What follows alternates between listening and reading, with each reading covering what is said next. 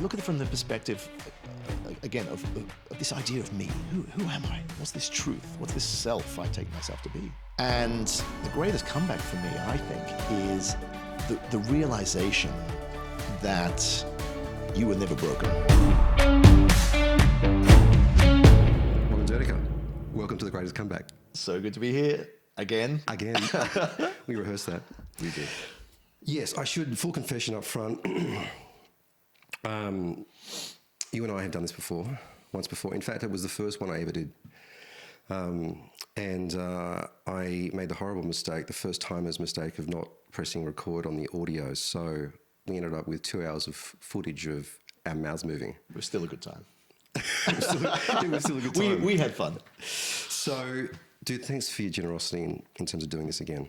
It was kind of you to do that. And in many ways, I think it's kind of apropos that you're going to be on the 10th episode, because that was when I was kicking this thing off. That was a bit of a milestone for me. It was like, oh, can I get to 10 episodes? And so whilst you weren't the first episode, you are the 10th episode, and so I'm really pleased that I get to mark this little milestone with my friend on this. Well, so thank you. For those that, the majority of people listening to this won't know this, but you and I have known each other since 1983. Yeah, we met in Year 7. Year 7. We met at Year 7 at St Andrew's Cathedral School, along with Chris. And we've been in each other's lives ever since. Yep. Which is beautiful. I'm so grateful for that. And so rare. So rare. How many years is that? Yeah. 30? Yeah. It's 40. 40 years. It's 40 years. Yeah. Whenever I drop that into a conversation with someone, they always say, "Oh my God, really? Yeah. Aren't you lucky?" And I feel lucky. Yeah. So amazing. And I've known you for so long, there's not a lot that I don't think I know about you, you know? And obviously over the course of your journey, certainly as I've observed it, you've had wins and losses and successes and failures and things that have challenged you. But over the course of that journey, I've also seen you expand and grow in ways that maybe surprised me, you know? And so it's been really interesting and fun to watch that part of you evolve. You developed an interest in the wisdom traditions when you were pretty young, like in your 20s. Yeah. Things like I remember you talking to me about things like Advaita Vedanta. I still got that wrong. I practiced it 3 times. Non-dualism. These were things that were really new to me, but you kind of tuned into these things pretty early. And it's led you really right up to where you are today as, someone that owns a business but is also a coach. And it's really that aspect of your story that I really want to explore today. So it's not so much the idea of you telling your comeback story, but it'd be great to get your perspective on the question of what makes a great comeback. But before we get to that, I thought what we could do is just to give the audience a sense as to who Robin Doenicke is, where you were born, how you grew up, what has shaped you up until this point in time. Do you want to give us a whistle-stop tour on your story? Let's do it. So, I was born in Germany. Dad's German, Mum's English. Her mother was born in India, in Bangalore. So I was born in Germany in a town called Cuxhaven. I was there, I think, until I was about 10 months old. And then the family moved to Liverpool in England, where Mum's from. And I lived in Liverpool until I was 8, and then the family moved to Australia. I think we were one of the last of the 10-pound poms. You might have heard that expression. Yeah, it was literally 10 pounds to get on the boat. I think it took 6 weeks to get to Australia. So that's where my Australian life began. I entered St Andrew's, the school where we met, of course, in the 4th grade there. And maybe I'll just step back a bit. It was, and it's going to relate to what we talk about today. I think I must have been 6 or 7. I still recall, I can still picture the scene. I'm sitting in my bedroom in Liverpool, which I shared with my brother. And I just had this really powerful image of wanting to be a monk. And my parents aren't religious, you know, I wasn't going to church or anything like that. Didn't really grow up with any of that stuff around me, but I just had this flash of, I don't know, inspiration or just this, even just a daydream perhaps. And I remember going to my mum and saying, Mum, I want to become a monk. I wanted to shave my head, you know, the Franciscan monks or whatever, put the brown robes on. How old were you when? I must have been 6. Yeah, wow, 6 or okay, 7. It was before, it was while I was still in Liverpool, so it was definitely 6 or 7. And so it was from there, and then I remember waking up sometimes and then going to school and just looking at all the grown-ups on the street, just all walking around. I remember thinking, why aren't we all, what is this? Like, what is this thing, life? What is this? Why are we here? And everyone's walking around acting like they know, or they're not asking the question. They just seemed really fascinating to me. And I got really into astronomy. I wanted to know what was out there. And that was it. That was it, like I said, for a number of years. We got to Australia, pretty much through all of school. I wasn't asking any of these kinds of questions. It kind of had dissipated. And then it was around, when I was 24 years old, I made the move to Japan, which was a major life decision. I originally only planned to go there for maybe 3 or 4 months, which turned into 25 years, as you know. And the reason I wanted to go there was, my whole life I've been a martial artist. Ever since my first school fight in Liverpool with a guy called Peter Agatha. I can mention his name because I think he's in prison. But he was a rough kid, tough kid, and I guess a fight kind of gives you the idea of two people on equal terms fighting. No, I got smashed, right? And this kid was smashing me. And again, I'm 6 or 7 years old. And I see my dad come around the corner to pick me up from school. I remember thinking, thank God, put an end to this. And then I look at him, he sees what's going on, and then he just goes back behind the wall. I'm thinking, no, what's happening? And anyway, teachers broke it up, blah, blah, blah. And I got home crying. So you saw your dad have a look. And withdraw. Yeah, okay. Yeah, didn't want to come and break it up. I mean, I'm sure, I'd like to think he was watching to make sure I'm not getting, too smashed. But anyway, I got home, I'm crying, and I'm obviously upset. Dad, why didn't you help me? Why didn't you break up the fight? And he said, son, if I had broken it up, it would be worse from that kid tomorrow, that bully, right? And then they said, let's take you to martial arts lessons. And I went to some Kyokushin karate dojo, not far from where I lived, and was doing karate for a couple of years, and then moved to Australia. And from that time onwards, I've just been into martial arts. And as you know, I've experienced many. I've trained in several. The one I'm most experienced in would be called, or often referred to as ninjutsu, but the proper term is Bujinkan Budo Taijutsu. So it's an ancient Japanese jujitsu, kobudo, old-style martial art. So I was studying that. Well, I guess I've been studying it now for over 30 years. But that's what led me to Japan, because that's where all the top teachers are, and the Grand Master, who's still alive, he's 94, I think, 94 years old. And like I said, I plan to stay there for 6 months, 3 to 6 months, then come back to my advertising career.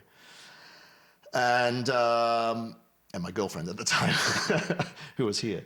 And I quickly realized when I was over there that this was a country I needed to. This was the place for you. Yeah, it was the place for me. It was a place to experience more of. I wanted to experience all of it. Its culture, its language, everything. Just the people, just all the things we know, which are amazing about Japan. But just to really immerse myself in that.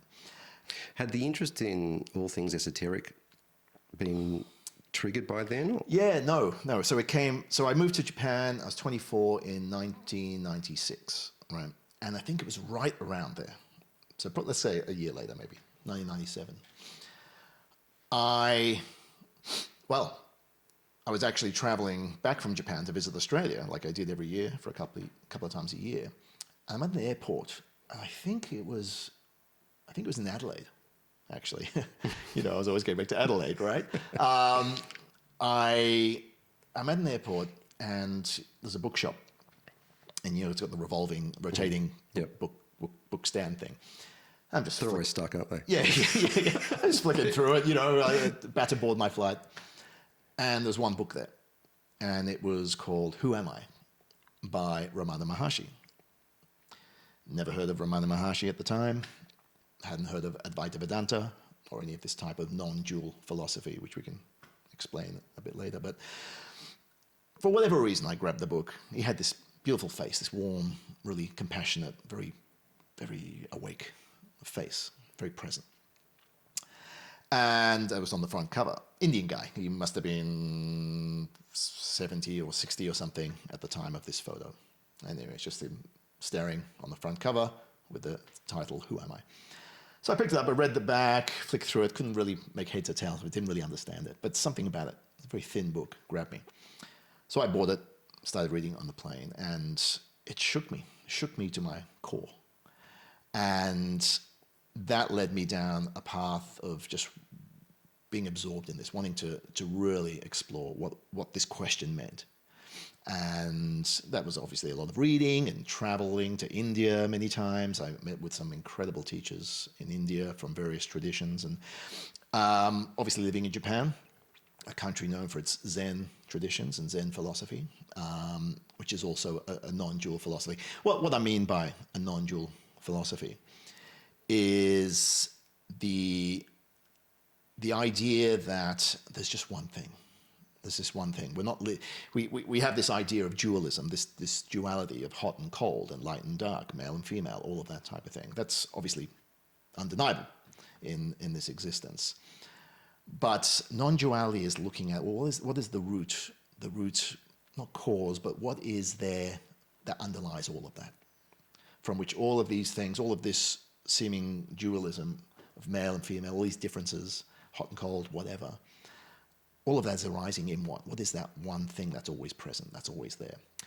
And many mystical traditions, wisdom traditions, have sought to explain that. And in my experience, people from these different wisdom traditions have likely had a similar experience. But how they interpret that, how they articulate that, is going to be largely contingent on their culture, their upbringing, their frameworks, their narratives that they've been conditioned in, all of that type of thing. So but you see a remarkable similarity in terms of people pointing to this thing that is there, has always been there, and will always be there, and is there right here, right now.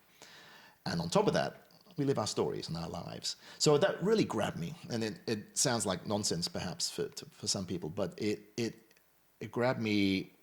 I felt like there was no choice in the matter.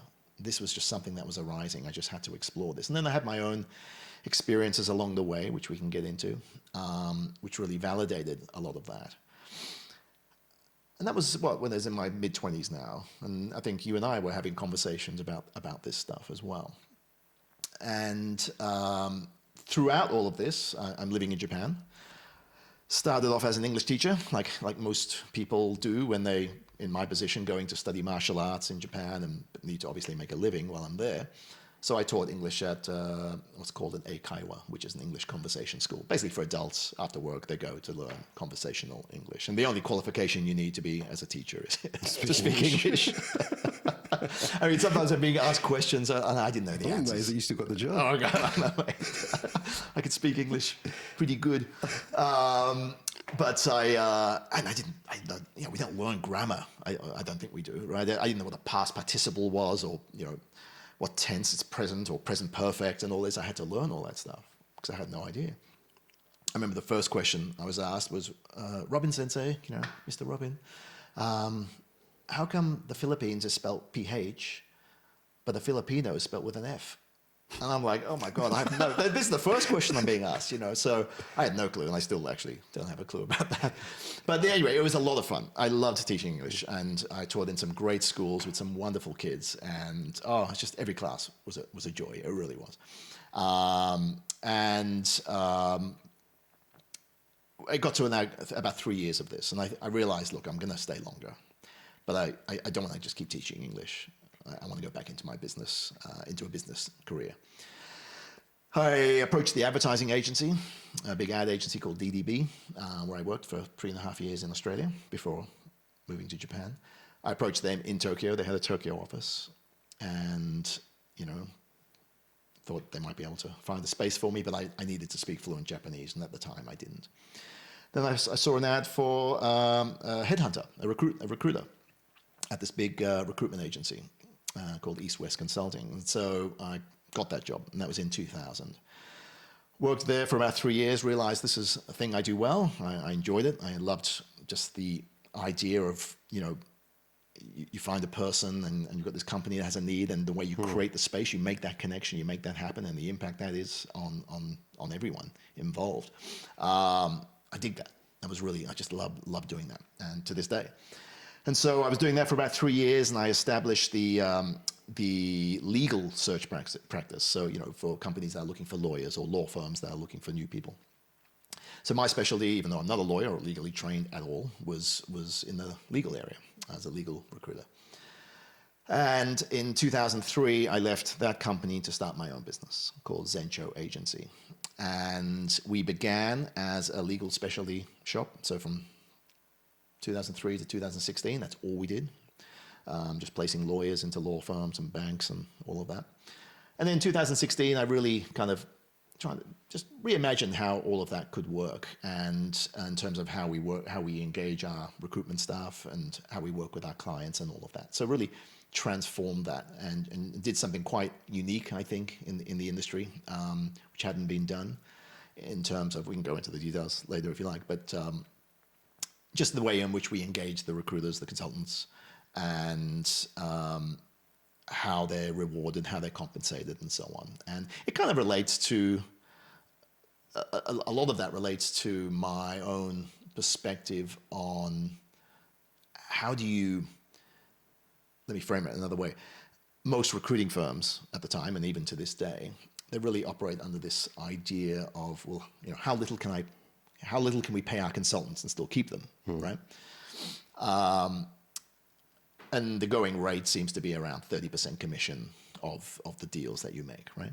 But I wanted to flip that around to, well, how much can we pay out and still be a viable business? And so that got me thinking on a brand new paradigm in terms of how they're going to be compensated and to what levels they'll be compensated. And it began as a bit of a crazy experiment when I was about to release this new paradigm in 2016. But it's been several years now since, and we've tweaked it a lot along the way. But it's turned out to be, it works, and it's making an impact. And we now have close to 30 consultants in 4 different locations globally. So amazing. Yeah. So where did that take us to? I've totally taken us off a tangent here, haven't I? No, we're right on track. Yeah, So I asked you to bring us on this whistle-stop journey of your life and what shaped you, and important periods of your life. And I think we're at this period now where you've built this successful business and tackled the recruitment industry in a disruptive way that's made a difference, that continues to make a difference. But this hook is still in you in terms of the desire to know yourself, which pushes you in the direction of coaching. Yeah. Can you talk about that for a little while? Yeah, great. And so I think, where are we at, 2025. So, well, running my recruitment business for the last 20 years, I think a major, if not the most important aspect of my role as the CEO of the business, obviously, yes, running the operation, overseeing the whole thing. But it's really been, or at least in my experience, it's really been one of a mentor or a coach to the people I have internally. And so I found myself coaching without calling it coaching, just doing that in my position as leader of the business. And it came clear to me quite early on that I love doing that. I just love making that connection. I love working with people on their mindset and helping them overcome obstacles.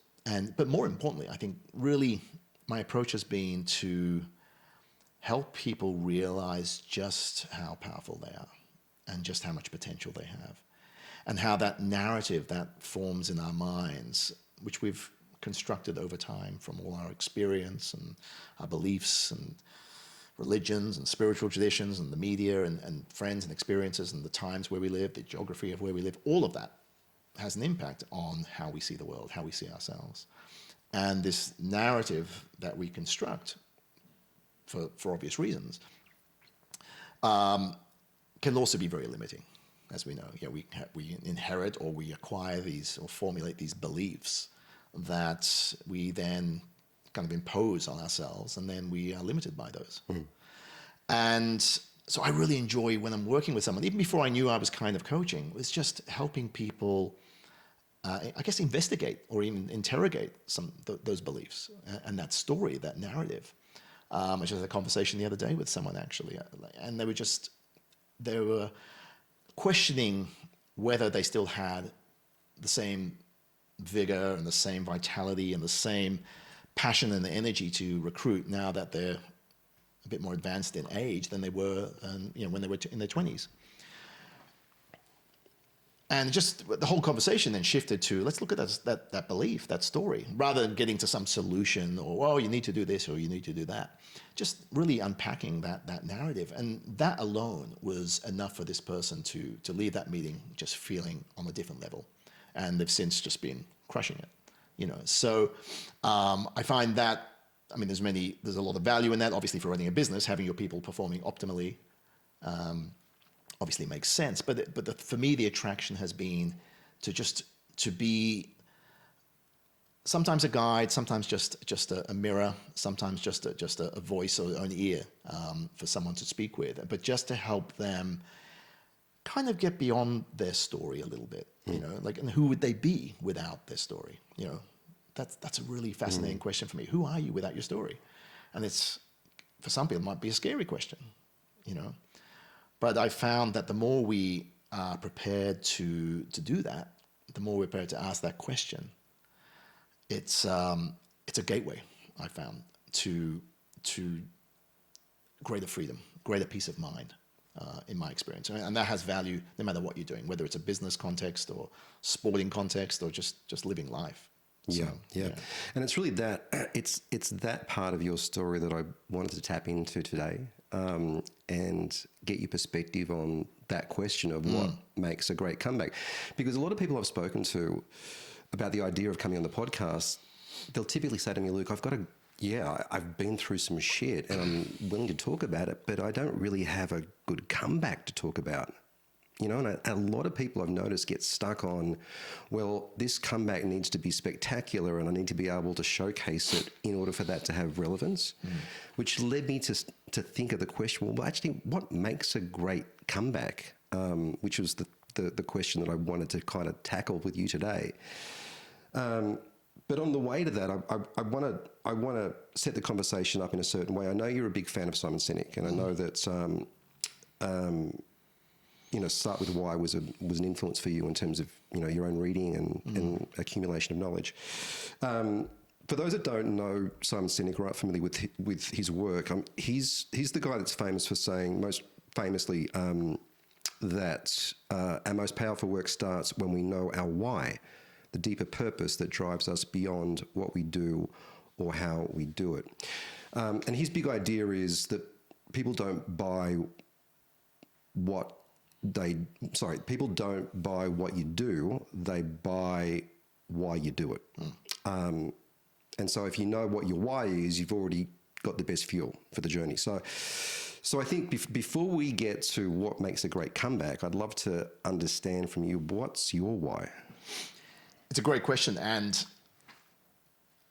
there was something I heard Simon Sinek say in an interview once, after I'd read the book. I think it's called Start With Why, right? He says in this interview, your why actually formulates in childhood. And it struck me because I thought, is that true? And then I thought about it. I thought, oh my God, it is. The more I investigated my why, I realized, if I trace it back, it's the same why I've had since I was 6 or 7 years old. And so if someone says, oh, what's your why? And your answer might be, to look after my family, or to, which obviously that's an obligation, a duty, and something we want to do. In many ways, that's the most important thing for us. But that's not something, obviously, that isn't the why. That's not something you'd have in childhood, obviously, right? So what is it? What happens before you get to that realization that my why is to look after my family or something? But for me, my why is very simple. And I'll explain the evolution of it, but it's to liberate people. And I just said earlier that your why forms in childhood, or Simon Sinek said this, and I can vouch for that. Obviously, as a 6-year-old, I wasn't thinking about liberating people. But what does it mean to liberate people? And so the expression of that, and I'll give you my thoughts on that, but the expression of that why has obviously changed as I've grown up and as I've had different circumstances and whatnot, and my understanding of it and the way I might articulate or think about it. But it's the same thing that's driven me the whole time. And it's if maybe I'll start with how it is now. When I say to liberate people, you could look at that in a couple of different ways. There's a somewhat of a material realm where the way I've structured my business is with that why in mind, to really allow people to pursue and to live the life that they really want to live. This is really and through the vocation that they're engaged in, right? So on the kind of business side, my why is I've set things up to express that why. But there's a much deeper context as well, which is the thing where I now coach people in coaching executives or teams or just individuals who are maybe they're at a point in their life where they're wondering, what's this all about? What's next for me? What is my why? What's my purpose? What's this? What should I be doing? All these types of questions, these big questions we get asked or we come up with. So for me to liberate people, it's really what I mean by that is to help people see the truth, to wake up to the truth of who they are, to wake up to the reality of who they really are, the core of their being, beyond their story, without their story. And in that realization, there's what's kind of on offer, what all the sages throughout history have been inviting us to explore, is there's a peace of mind. I think it says somewhere in the Bible, I don't know the chapter, but this peace that transcendeth all understanding. It's something beyond mind, and yet it's readily available right here, right now. In fact, it's only available right here and right now. And throughout my own journey, I've had glimpses of that, some more powerful than others. And it's waned, and it's come in strong when sometimes I forget that truth. But the important thing there is it's not that something you discover, it's not something you acquire, it's not something you attain, it's not something you gain. It's a remembrance. It's remembering the truth of who you are.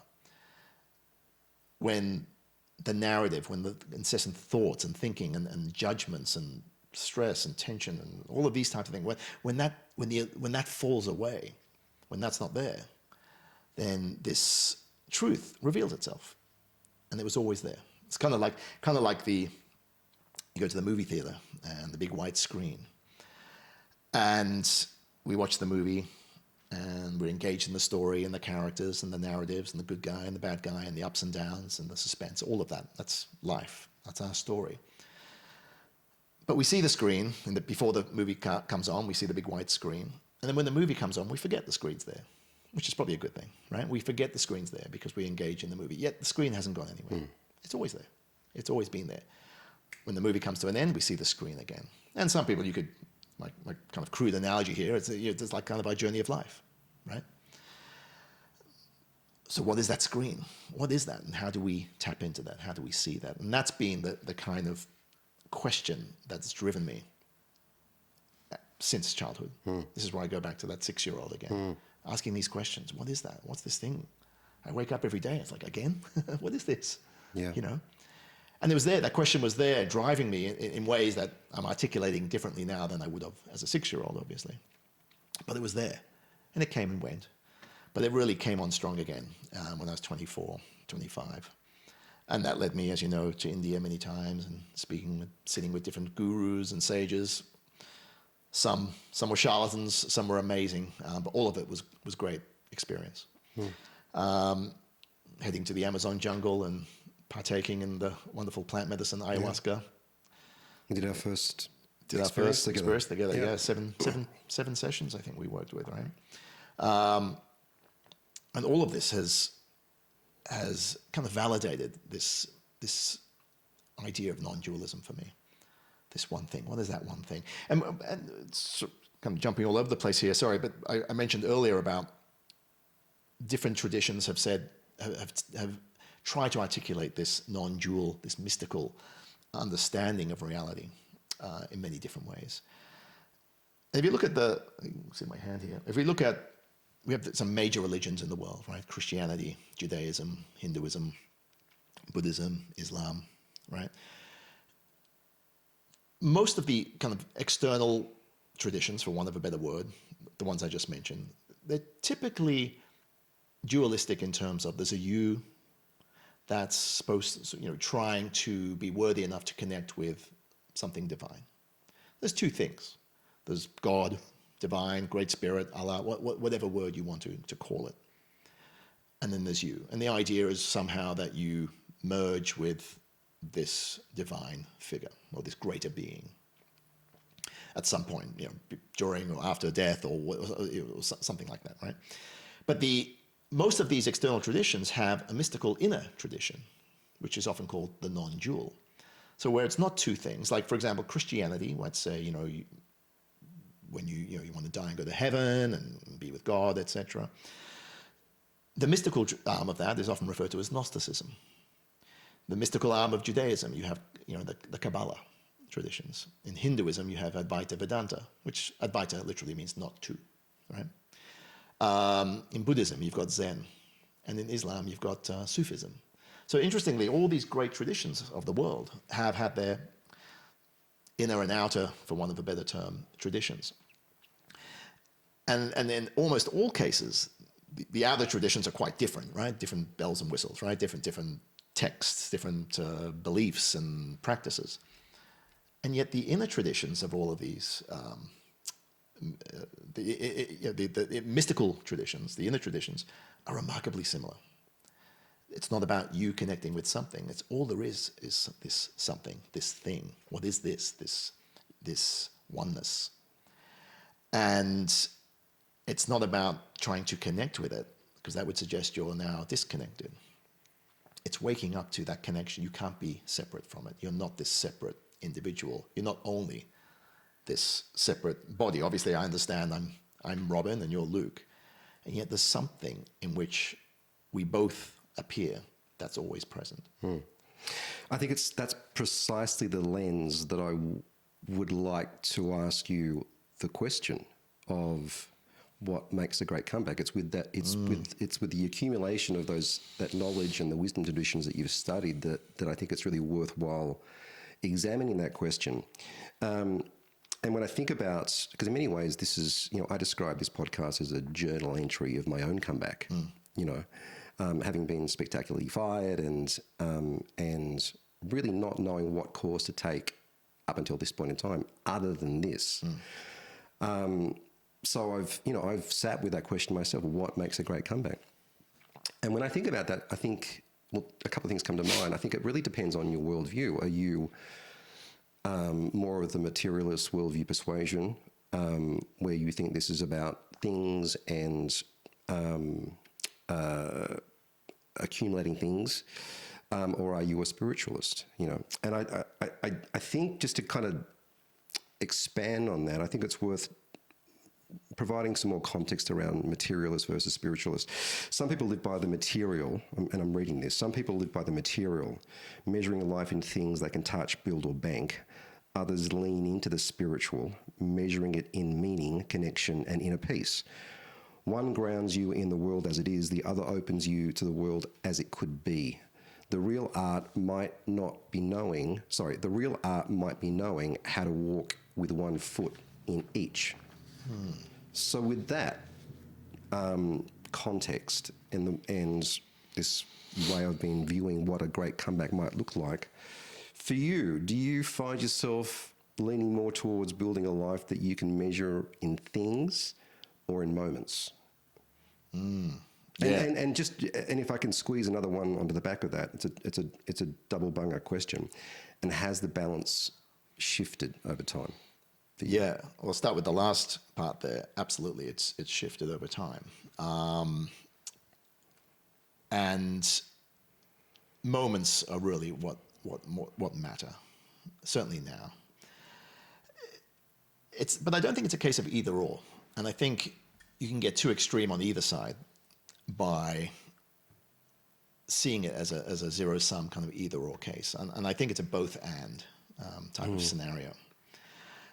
And by that I mean you kind of have to walk with both, with one leg in each of those worlds, but not to see them again as separate, not to create a duality from those two. It's recognizing that this awareness that you are, this oneness, this presence, this primordial awareness. You're always that. And it's that oneness arising as Luke, which is unique and individual and a story, and no one else has it, right? So it's not one or the other, it's both. Yes, it's like right now, this is the one meeting itself through the two, right? Which is beautifully captured in the yin-yang symbol. So it's how do you recognize both? And I think meditation and mindfulness, these are really wonderful practices. And this is why I teach meditation. It's not to improve you. It's not to make you better. It's to help you tap into the silence where the mind comes to rest, where the illusion of all this falsehood or false narrative, this false idea, falls away, dissipates, dissolves. So it's not about self-improvement or self-help or self-esteem or self-belief. The common denominator there is this idea of self. What is this self? When we address that, we take care of all those things, esteem, belief, and limitations and whatever. And so that's why I teach meditation. It's what I've seen with people is it's not about, they might come to me and they might talk with me about this problem or that problem or this goal or this is what I want to achieve or this mindset issue. And they're all valid, and we obviously have to address those things. But what I found most effective is helping people go back. There's this beautiful line in the Bhagavad Gita, this wonderful, Hindu text. I'll butcher the Sanskrit of this, but something like Yogasthara Kuru Kamani, which roughly translates to first establish yourself in being and then perform action. And this is the advice that Krishna on the battlefield gives Arjuna, the warrior. And the Bhagavad Gita, this whole text is the conversation, the discourse between these two. Krishna is the charioteer, riding the chariot, the horse rider, for Arjuna, who's obviously the highly ranked person. And they're having this conversation. Arjuna is torn between, they're about to face off against the opposing army on the battlefield, which is full of Arjuna's cousins and childhood friends and all of that. So he's torn. If we engage in this battle, I'm going to be killing people I love and grew up with, and yet I feel a need to engage in this battle. What do I do, Krishna? As my wise counsel. But Krishna's main advice was what I just said, Yogasthara Kuru Kamani. First, establish yourself in being and then perform action. So it was less about what do you do. He wanted to hear, tell me what to do. Do I attack? Do I not attack? Tell me the steps. But that wasn't the advice. And what mindfulness and meditative practices can do is give you that moment of space, that moment to pause, rather than always doing. We're human beings, right? So allowing us to be, not do, not the story, not thinking about the right solution, just be, pause for a moment, to go in. Just like when you plant a tree, you go down first to the roots, or you build a building, you build the foundation first, right? You can go in, like when you pull an arrow before you go forward, right? You've got to pull back. And so to go in there and tap into that space. And what's beautiful now, you're able now to get to the source of thought. And then thoughts might come to you, which are a lot more potent because they're not coming through this, what's the word I'm looking for? This lens of your narrative. But they're coming at the source. And they can be really creative. And a lot of artists have talked about how their best ideas have come just after or during a meditation session. And the reason I'm explaining this is because it goes back to your question. Obviously, if you're deep in meditation, you're without thought, you can't function in the world because you are not there in those moments. But the more you practice this, the more what you've tapped into, that presence, you become aware of, you're able to recognize. And then when you're in the world, you have one foot that's in the world, performing your roles, doing all the things, and yet you're still aware of that presence that you really are, that awareness that you are. And I think the difference then is that most of us are walking around unaware of that. And so we're always scheming and planning and making agendas and expectations and judgments, The more you tap into this truth that we all have readily available to us, yes, you still have to make decisions and you still have to worry about paying taxes and bills and dealing with employees and all the rest of it, right? But there's less agenda, less ego or fear that's driving those decisions. And you're able to respond much more appropriately rather than reacting. We're always reacting from our story, reacting from our fears. And in those moments of clarity, you still respond to life, but the response is more spontaneous, more appropriate, more natural, more genuine, more authentic, which I think is really what we are seeking when we're connecting with others. Yeah. How do we walk with one foot in each of those worlds? Because it's hard because the being in the world with the demands that living require, we have to go and acquire resources. We have to, as you say, provide for our families. There's a lot of our personal energy that goes into living in the world. But then you've also got this dichotomy of knowing that, as you say, there's this sort of spiritual life that we have as well. And some people have tuned into that and some people haven't, and that's okay. But for those people that have you seen any practices or any thoughts on how you kind of tiptoe along in those two worlds? Yeah, and like I said earlier, I think the more you take time to sit and pause, and with no agenda, and meditation is one way to do that. There's a million different meditation apps that can be helpful. There's different practices. I'm trained in and I teach a practice called Vedic meditation, and the mindfulness practice and so on. The more what this does, it allows the mind to come to a bit of rest. And the more it's just like training a muscle. The more you train, the more you practice, the longer these periods of silence, of rest will be available to you. And in that, what it does, I found, is it lessens your reactivity, but makes you not dull by any means. It actually makes you quite awake and alert to what's happening and very responsive to what's happening. You hear many stories of martial artists, they would train with a Zen master before they went out in the battlefield. And why? Because it was allowing them to get outside of their story, their narrative, and then to be able to respond, to allow everything they've trained in to come forward when necessary, but just to respond to the circumstances in life. And I found, you see it with people, and my own experience is when I live from that knowing, I'm much more efficient in what I do. I'm less afraid of what's going to happen, what might happen, what could happen. I'm able to respond much more appropriately to what does happen, what is happening. And everything just takes on everything's fresh. It's the first time. It's like seeing someone, looking at a plant. It's like, normally we look at that plant and we name it. We've already given it a label. We don't see it anymore. We just label it plant.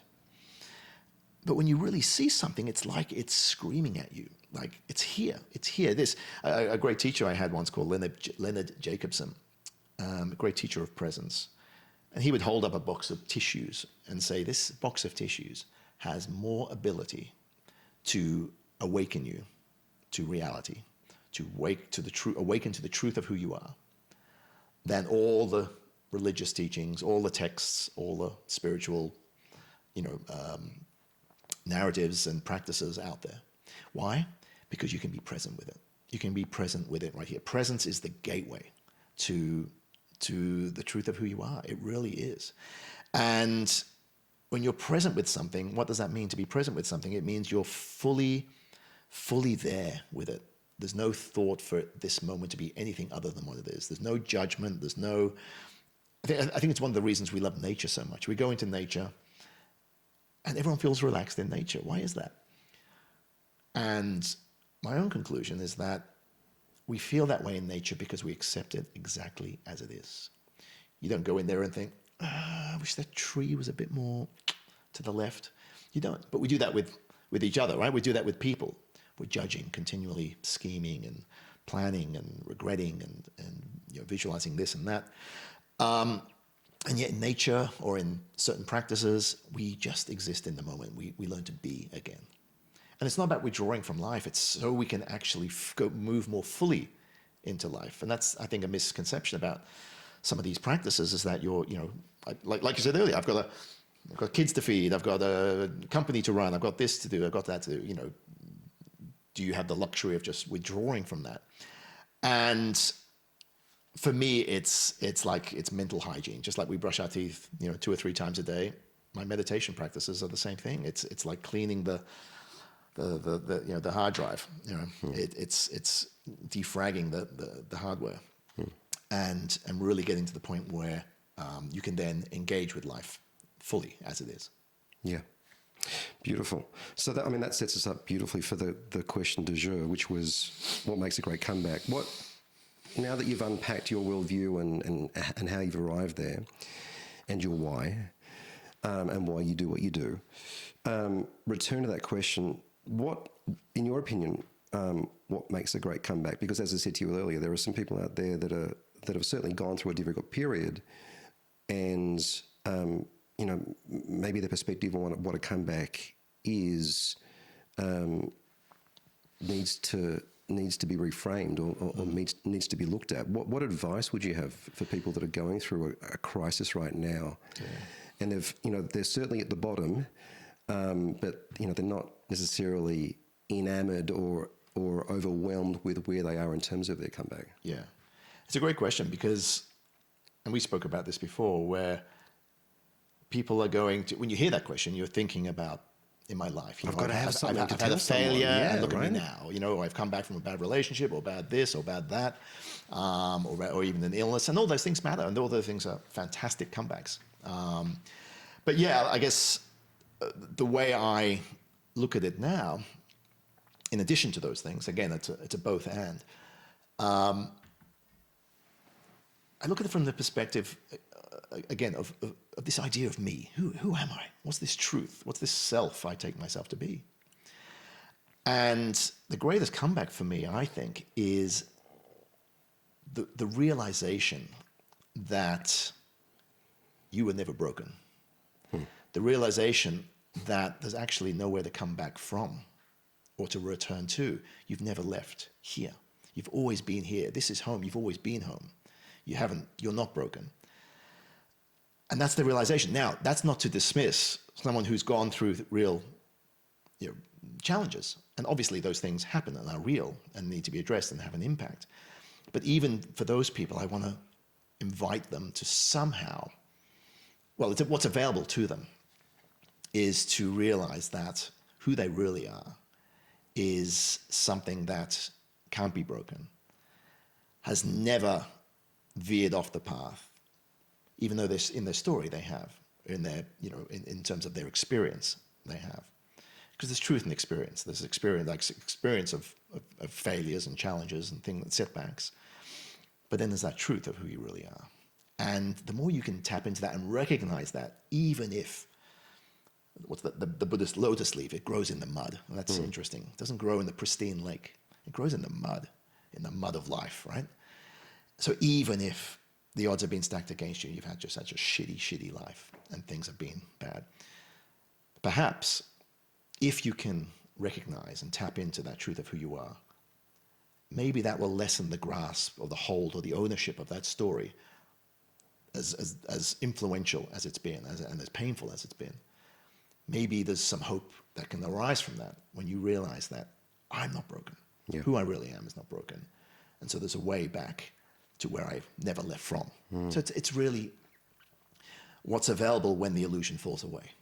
Again, it's not about getting somewhere. It's not about getting back. And it relates to purpose. You know, look at Amazon.com. There's 1 million books on there about finding your purpose. And I've read a lot of them, all of them, probably all of them. And they're great. Look, they offer help and guidance to people, and I would never try to detract from what they're offering. But I came to, it's funny when you say but, it kind of negates everything I just said prior, right? But what I came to the conclusion is that your purpose is not something over there. It's not something you really need to even find. And because I've heard so many stories from people, you know, I need to find my purpose in life. I need to find, you know, what I'm supposed to be doing. And as well-meaning and well-intentioned as a lot of these books are, they're kind of also making the statement that this isn't it. What you're doing can't be it. You've got to go and find it. You've got to go up the mountain, right? Kind of like the dualistic approach. You've got to connect with the summit, right? You've got to get there if you're worthy enough, if you're good enough, if you've got the right method and the right practice. But what if your purpose is to be exactly where you are right now, in these circumstances, in these conditions, and that everything that's ever happened to you in your life, everything that's ever happened in the world, let's go back to the Big Bang, everything had to happen exactly the way it happened for this moment to be what it is, right here, right now. Everything that happened in Luke's life, everything that happened in Robin's life, better or worse, had to happen exactly how it happened for us to be sitting here. So to think that my purpose in life is supposed to be something other than what it has been is kind of insane.